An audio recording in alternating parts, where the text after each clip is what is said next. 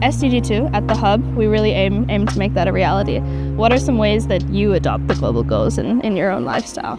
Yeah, there's lots of practical things that we do. So for me, it's about lots of small steps, and it's about how do you think around local solutions, and small changes that you can do. And so for me in my own home, there's lots of things we do. We've moved to a predominantly plant-forward diet, which has a big impact. We try and eat, a lot of diversity in our diet as well, and I think that's key.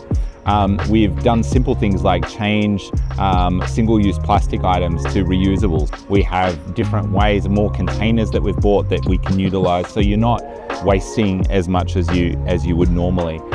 We utilize compost and all of those kinds of things. We also grow quite a bit of our own food and looking to increase that. When I travel, we try and use public transport whenever we can, and I think that's really critical as well.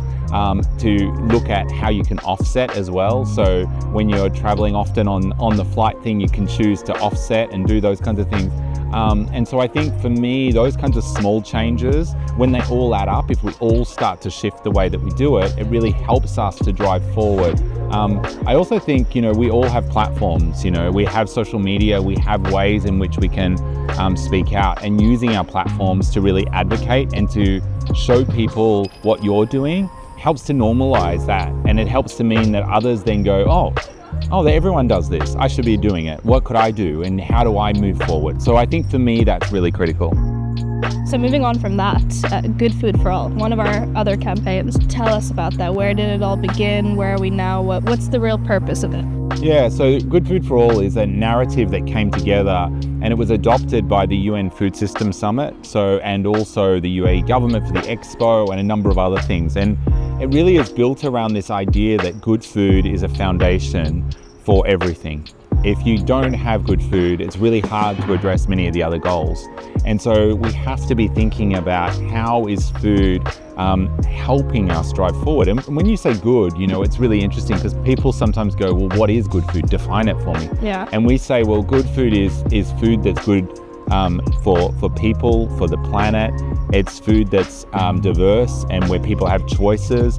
It connects to farmers, it's nutritious. So there's different elements in that good food space that help to explain the dimensions of how we anticipate good food. But we also try and say there is diversity in that depending on where you are in the world and who you are. So that being said, who is a good food advocate that you really admire? Well, one that you probably aren't expecting is Zac Efron. Love Zac Efron. Love him.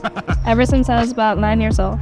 Zac Efron has a show called Down to Earth on Netflix, and it's just an example of the kinds of shows that are out there and the advocates using their platforms to really drive forward change. And to me, I think, how people then go out and they explore, they understand and then showcase the food system is really key. There's many chefs that I follow that are doing that locally. They go and they look at ingredient markets, they visit farmers, they start to allocate and showcase how they move, how you can move forward. They use travel, they use fashion, they use all different other elements to really bring layers into our food system and talk about the culture and the people. And to me, that's really cool. And food is something that brings us together. And so I think for me, that's really critical, and it's really critical to find places and spaces to eat together. So SMEs, they package a large amount of the food that we eat. Why is it then important to engage with them, and through what sort of initiatives can we do that? Yeah, so small to medium enterprises are critical in our society. You have the big organizations, but you have these smaller groups. And I think there's a lot of ways that are really critical to look at. So there's pledges and initiatives that have gone. The 2030 CEO Compact for Healthy and Sustainable Diets is an example. The Zero Hunger Private Sector Pledge. These are these are initiatives that tried to work with SMEs. But when you look at why this matters, if you think about from everywhere from snacks to drinks to pre-cooked meals, SMEs and the private sector, they package much of the food we eat. And packaged food is really critical because it's preserved, it's available, it's accessible. But The challenge is, it's estimated that 70% of packaged food is not healthy. It's not giving us the nutrition and the diet, the requirements that we need. And so to me, this is a bit of a challenge that we need to think about and address. And so working with businesses and working with small to medium enterprises to drive forward change, I think is critical to engage them and to bring them into the dialogue and the discussion as key actors. As the hub and yourself, we work with so many amazing people all the time. So tell us who your food champion of the week is.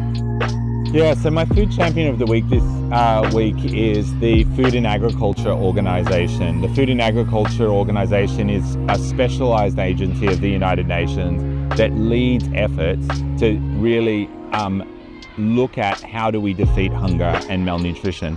Our goal is food security, and so how do we move forward getting the right level of healthy food and help people to lead healthy and active lives. And so the FAO has over 195 members, 194 countries with the EU.